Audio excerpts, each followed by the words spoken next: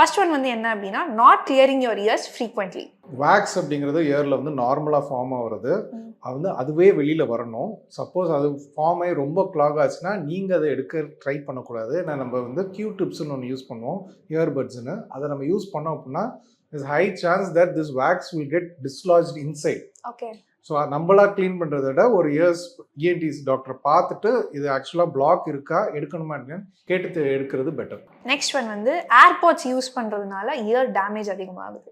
AirPods use பண்ணுறது தப்பு கிடையாது, ஏர்பாட்ஸ் ஷேரிங் வந்து தப்பு வேணாம். ஓகே. ஏர்பாட்ஸ் நீங்கள் மட்டும் தான் கரெக்டாக க்ளீன் பண்ணி யூஸ் பண்ணுறீங்கன்னா ஒன்றும் பிரச்சனை இல்லை. ஒரு 10 பேருக்கு யூஸ் பண்ணுறாங்க அப்படின்னா அந்த இன்ஃபெக்ஷன் வந்து கண்டிப்பாக பரவதுக்கான வாய்ப்பு இருக்குது. அதையும் க்ளீன் பண்ணணும், காதும் க்ளீனாக இருக்குமான்னு ஒரு தடவை பார்த்துக்கணும். ஸோ எண்ணெய் தேய்ச்சி குளிக்கிறதுனால காதில் இருக்க இந்த வேக்ஸ் வந்து மெல்ட் ஆகிடும்னு சொல்கிறேன். Is it really true R not? எண்ணெய் தேய்ச்சி குளிக்கிறது அப்படின்னா என்னென்னா, இப்போ ஆயில் ஆஸ் சச் வந்து will not improve any hair growth. Oil எதுக்காக இருக்குன்னா அந்த ஃப்ரிக்ஷன்லெஸ்ஸாக கிரியேட் மசாஜ் பண்ணுறதுக்கு வந்து ஃப்ரிக்ஷன் இல்லாமல் இருக்கிறதுக்காக தான் ஆயில் அப்ளை பண்ணுறாங்க டு இம்ப்ரூவ் பிளட் சர்க்குலேஷன்.